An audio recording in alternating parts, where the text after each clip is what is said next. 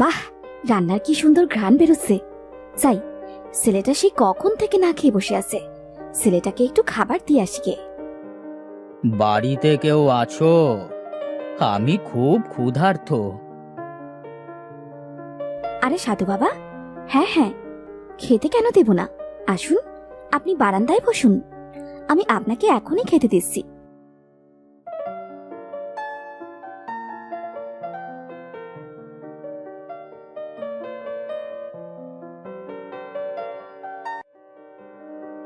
বাহ, তোর হাতের রান্না তো অসাধারণ। অনেক দিন বাদে এমন রান্না খেলাম। আমি তোর উপর খুব খুশি হয়েছি রে মা। বল, তোর কি চাই?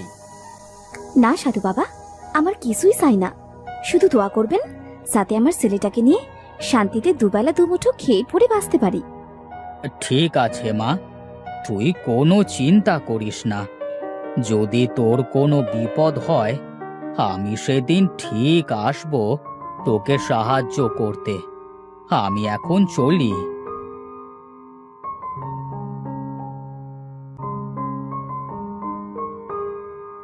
বাহ, কি সুন্দর ঘ্রাণ।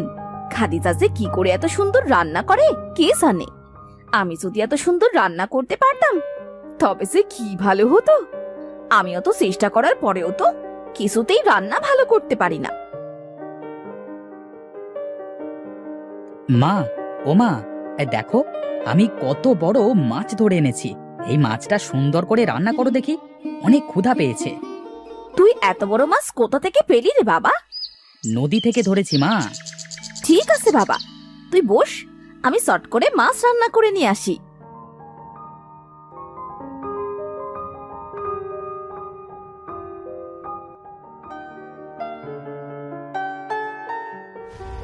ধের, কি রান্না করেছো মা? এত কষ্ট করে নদী থেকে মাছ ধরে আনলাম, আর তুমি যেভাবে রান্না করেছো এতে তো মুখে তোলা যাচ্ছে না। ড্যাডি, আমার খিদেই মারা গেল। বাবা, কোথায় যাচ্ছিস রে? দুমুঠো খেয়ে যা, না খেয়ে যাস নে রে বাবা। চত্ব সবে। না না, এই অমন রান্না আমি খেতে পারবো না। মা, তুমি খাও, আমি চললাম। ওমর, ওমর, খেলতে যাবি না? আরে তানভীর বাবা যে, তা তুমি এখানে কি মনে করে বাবা? কিছু না কাকি, ওমরকে ডাকতে এসেছিলাম, খেলতে যাব। তুমি খেয়েছো? না গো কাকি, নদী থেকে একটা বিশাল বড় মাছ ধরে এনেছিলাম। ভাবলাম মা মাছটা স্বাদ করে রান্না করবে, আর আমি কবজি ডুবিয়ে খাবো। কিন্তু মা এমন ভাবে রান্না করেছে সেটার মুখে উঠল না। সে কি বাবা, অনেক বেলা হয়েছে তো, এখনো খাওনি? সারাদিন না খেয়ে তুমি থাকবে কি করে? তুমি বরং ওমরের সাথে দুমুঠো খেয়ে নাও, তারপর না হয় খেলতে যাবে। হ্যাঁ তানভীর, খাবি আয়। বাহ কাকি, তোমার হাতের রান্না তো অনেক সুন্দর।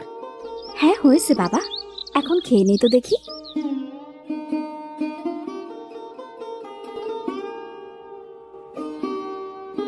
আর মাত্র একদিন বাকি, এর মধ্যে ভালো রাঁধুনি খুঁজে না পেলে আমার গর্দান যাবে।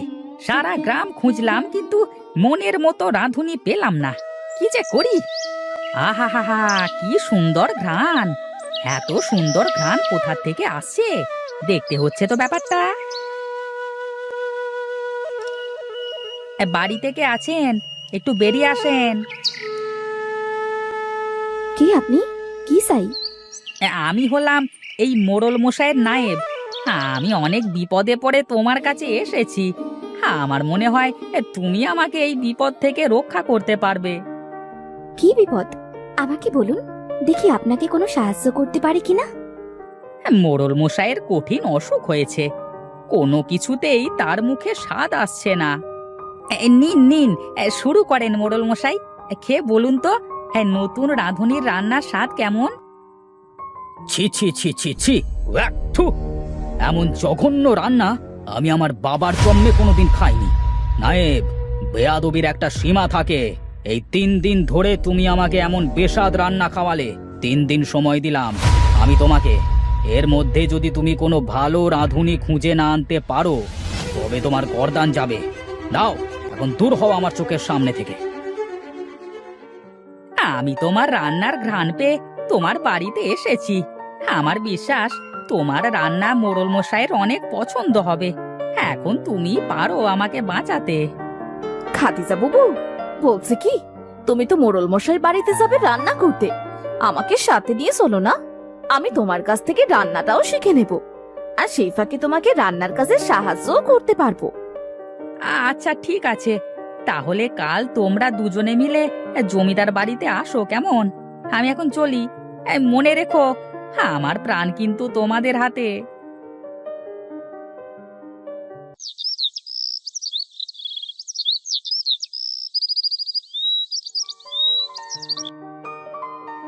তোমরা এসেছো?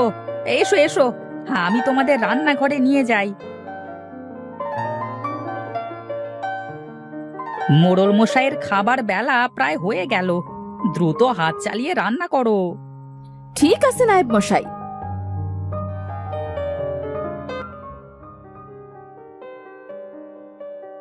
বাহ, কি অসাধারণ স্বাদ! এমন স্বাদের রান্না এই প্রথম খাচ্ছি। নায়েব, এত স্বাদের রান্না কে করেছে শুনি? আগে মোড়ল মশাই নতুন রাঁধুনি করেছে রান্না। যাও যাও, এই রাঁধুনিকে পুরস্কৃত করো, আর আজ থেকে এই রাঁধুনিকে মোটা টাকা বেতন দিয়ে আমার বাড়িতে রেখে দাও। ঠিক আছে মোড়ল মশাই। বুবু, আজ আমি রান্না করি? তোমাকে দেখে দেখে আমি তো রান্না শিখেই গেছি, আমাকে একদিন রান্না করতে দাও। আচ্ছা বেশ বুবু, আজ তুমিই রান্না করো। এই তো পেয়েছি সুযোগ, আজ এমন বাজে রান্না করব আর সব দোষ চাপাবো খাদিজার ঘাড়ে। আমাকে দিয়ে এত খাটনি করায়, আমায় কিনা বেতন কম দেয়। আজ রান্নায় এমন নুন দেব যাতে খেয়ে মোড়লের গাল পুড়ে যায়। ওয়াক, থু! খাবারে এত নুন কে দিল? কে করেছে এই রান্না? আগে মোড়ল মশাই, রান্না তো আজ খাদিজাই করেছে। নায়েব, নায়েব! জি জি জি, বলুন মোড়ল মশাই। খাদিজাকে এক্ষুনি এই বাড়ি থেকে বের করে দে।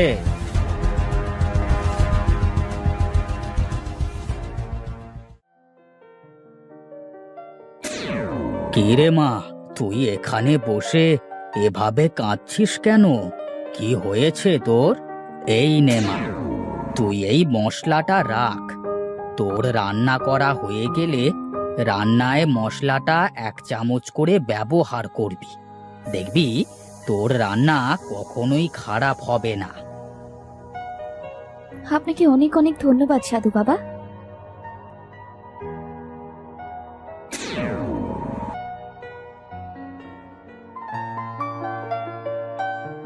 তুমি আবার কেন এসেছো আমার বাড়িতে? যদি কিছু মনে না করেন তাহলে আমার রান্নাটা একটু খেয়ে দেখুন। হ্যাঁ, তাই তো। সেই কখন ধরে রান্নার গন্ধ পাচ্ছিলাম। ঘ্রাণ শুনে তো মনে হচ্ছে তোমার রান্না ভালোই হবে। নিয়ে আসো দেখি। বাহ, কি অপূর্ব স্বাদ!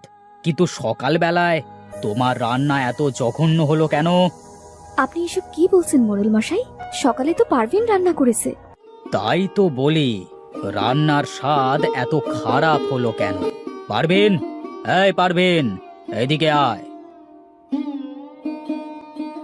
আগে আগে মোড়ল মশাই। সকালবেলায় কে রান্না করেছিলে? কি হলো, চুপ করে আছিস কেন? বল, কে রান্না করেছিল? সকালবেলা আমি রান্না করেছিলাম, আর ইচ্ছে করে রান্নায় বেশি নুন দিয়েছিলাম, যাতে আমি খাদিজাকে দোষ দিয়ে এই বাড়ি থেকে তাড়িয়ে দিতে পারি, আর আমি নিজে রান্না করতে পারি। কেন? তুই এসব কেন করেছিস? খাদিজা তোর কি ক্ষতি করেছে বল? সারাদিন আমি রান্নাঘরে সবকিছু গুছিয়ে দেই, তারপরও ও আমার থেকে বেশি টাকা পায়, আর রান্নার সব প্রশংসা খাদিজাই পায়। তাই আমি এই কাজ করেছি। আমার ভুল হয়ে গেছে মোড়ল মশাই, আমাকে ক্ষমা করে দিন। তোর এত বড় স্পর্ধা! তুই এক্ষুনি আমার বাড়ি থেকে বের হয়ে যা, আর কোনোদিন আমার সামনে আসবি না। এই জন্যই বলে অতি লোভে তাঁতি নষ্ট।